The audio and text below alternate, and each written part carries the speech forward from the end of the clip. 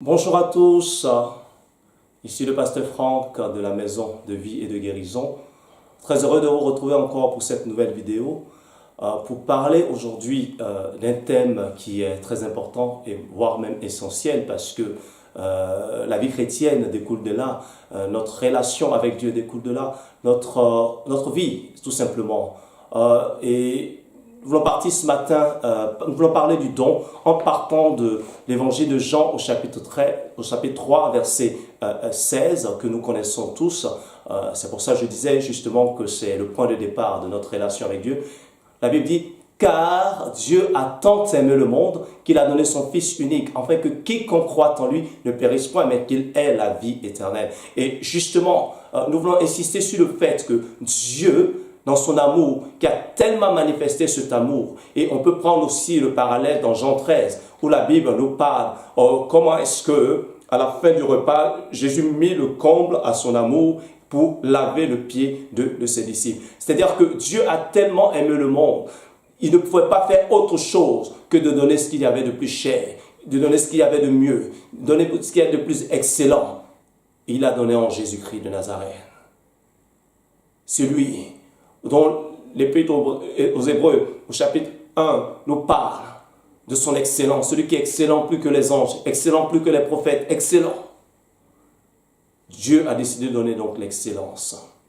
Et dans Genèse chapitre 22, verset 2, lorsque Dieu se révèle à Abraham et il lui demande de lui sacrifier son fils, son unique. Bien-aimés, vous savez tous comme moi que Isaac n'était pas son unique. Parce qu'avant Isaac, il y a eu Ismaël. Mais ici, cette notion de unique a la connotation de meilleur. Parce que le passage rajoute aussi celui que tu aimes. Vous savez, Isaac est le fruit de l'amour d'Abraham. Ismaël, par contre, est le fruit de son impatience. Est le fruit on va dire, d'une solution de raccourci trouvée avec Sarah. Alors qu'ils attendaient la promesse. Et ils pensaient que, selon leur âge avancé, les choses n'allaient pas se faire. Donc Sarah, aimant son mari, qui pensait que susciter une génération, une postérité à son mari, ce serait de cette sorte-là. Et lorsque Dieu dit, sacrifie-moi ton fils unique. Il aurait pu dire ton fils. Et Abraham aurait pu choisir Ismaël pour dire, oui, ce serait une bonne façon de me débarrasser de ce qui pour lui peut être comme... quelquefois synonyme de désobéissance à Dieu dans la mesure où il lui aurait simplement fallu de patienter un peu pour rentrer dans la promesse. Mais non, Dieu lui a dit, non, ton unique, c'est-à-dire ton meilleur, celui que tu aimes, c'est lui qui tient, qui est cher à ton cœur, celui-là offre-le-moi. Bien-aimé, c'est pourquoi il est dit dans la Bible, dans 1 Jean 3, à partir du verset 15, que Dieu n'a point épargné la vie de son Fils. Et il s'est donné ainsi en Jésus-Christ pour nous. C'est pourquoi nous aussi, nous devons donner nos vies pour les frères. C'est-à-dire que la réponse à l'amour, c'est l'amour. La réponse au don, c'est le don. Mais quel type de don? Un don d'excellence. Un don qui véritablement est poussé par l'amour. Quelqu'un pouvait dire qu'il n'y a pas d'amour en tant que tel, il n'y a que des preuves d'amour. Dieu a prouvé son amour, comme le dit la Bible dans Romains 5, que Dieu a manifesté son amour, de ce que lorsque nous étions encore des pécheurs, Christ est mort pour nous. Et là, la preuve de l'amour se manifeste, la preuve de Dieu se manifeste, dans ce que, en ce moment-là, où nous étions délaissés, nous étions sans espérance, Christ a donné sa vie pour nous. Nous pouvons prouver notre amour à Dieu de la même façon dans l'excellence. C'est pourquoi le Seigneur n'a pas besoin d'autre chose. Je vais peut-être en étonner plusieurs pour dire que Dieu n'a pas besoin de notre argent. Dieu n'a pas besoin de notre temps. Dieu n'a pas besoin de toutes les œuvres que nous faisons pour nous si notre cœur est éloigné de lui. C'est pourquoi il est dit dans Matthieu chapitre 6 que là où est ton trésor, là aussi sera ton cœur. Si ton trésor est dans la présence de Dieu, si ton trésor est dans la maison de Dieu, là aussi sera ton cœur. Ce que le Seigneur désire plus que toute autre chose, c'est ton cœur. C'est ton amour, c'est ta reconnaissance, c'est ta générosité. poussé par cet amour-là. Si ton cœur est au Seigneur, ta vie tout entière sera à lui. Tes biens seront à lui. Ce ne sera plus personne qui te dira, donne pour la maison de Dieu. Donne à Dieu. Et ça, David l'a compris. Il a dit, je ne donnerai au Seigneur rien qui ne me coûte.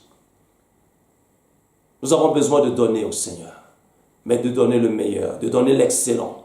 De donner au-delà de toute mesure. L'apôtre Paul dans 2 Corinthiens 8, parlant des Macédoniens, montre comment est-ce qu'ils ont pu, au-delà de toute mesure, contribuer à l'assistance qui était destinée aux saints. Bien-aimés, et il rajoute au verset 5, qui se sont d'abord donnés au Seigneur et ensuite à nous. La première des choses que le Seigneur désire, c'est notre cœur. C'est pourquoi il est dit dans Apocalypse 3, verset 20, je me tiens à la porte de ton cœur et je frappe. Si tu entends ma voix, si tu ouvres, j'entrerai, je souperai avec toi et toi avec moi. Bien-aimés, nous avons besoin de faire le don de nos cœurs au Seigneur. Et alors, le reste viendra. Il ne faut pas que nos dons, nos dîmes, nos offrandes, nos prémices, notre service dans la maison de Dieu, le temps que nous prenons pour les autres, dévance notre cœur pour le Seigneur. C'est pourquoi le Seigneur pouvait dire de Marthe qu'elle s'inquiétait et elle s'agitait pour beaucoup de choses, mais qu'il n'y avait qu'une seule chose qui était importante. Et que Marie avait choisi cette bonne chose-là, au pied du Seigneur, de consacrer son cœur à écouter la parole de Dieu. Bien-aimés, la Bible dit qu'un cœur joyeux est un bon remède, mais un esprit abattu dessèche les eaux. Il dit encore, dans Proverbes chapitre 4, garde ton cœur plus que toute autre chose, car c'est de lui viennent les sources de la vie. Oh, je vais t'en supplier ce matin, que ton cœur soit pour le Seigneur. Que ton cœur soit pour le Seigneur. Que tout ce qui est en toi soit pour lui, et tu verras que le reste suivra. Nous parlons ce matin du don. Dieu a montré l'exemple en donnant son Fils unique Jésus-Christ. Comme il a demandé à Abraham de donner le meilleur. Le Seigneur attend de toi le meilleur. Donne le meilleur de toi-même. Il ne s'agit pas d'argent. Il ne s'agit pas d'autre chose. Il s'agit de ton cœur. Si ton cœur est au Seigneur, tu pourras librement mettre ton temps à son service. Si ton cœur est au Seigneur, tu pourras librement mettre tes biens, ton argent, tout ce que tu as pour lui. Si ton cœur est pour le Seigneur, tu pourras laisser ton cœur embrasé par cet amour, par cette passion dont il est question. Oh, quand il fait le reproche aux chrétiens de Laodicée, il leur dit, ils ne sont ni chauds, ni bouillants, ils sont tièdes. C'est-à-dire qu'ils ont un cœur qui est partagé. Ils ont un cœur qui est indécis. Ils ont un cœur qui est disputé par beaucoup d'autres choses que l'amour de Dieu. Comme le dit l'apôtre Paul dans Romains 5, verset 5. Sois remplis, répandus dans nos cœurs par le Saint-Esprit. Et que toutes nos actions, toutes nos motivations, toutes choses que nous pourrions faire dans sa maison, dans sa présence, soient inspirées par son amour. Que Dieu te bénisse et que l'amour de Dieu te conduise en toutes choses. Et que ta vie soit une offrande d'abord, et alors les autres choses suivront. Nous parlons du don, que le don de ta vie soit un don d'excellence. C'est pourquoi il est dit dans Romains 12 aussi, de pouvoir offrir nos corps comme un sacrifice vivant, d'une odeur agréable au Seigneur, éloigné de toutes sortes de choses qui peuvent venir compromettre cette offrande-là. Fais le don de ta vie, fais le don de ton cœur. C'est ce que le Seigneur te demande ce matin. Sois béni et que sa grâce soit sur toi. Le pasteur Franck, la maison de vie et de guérison.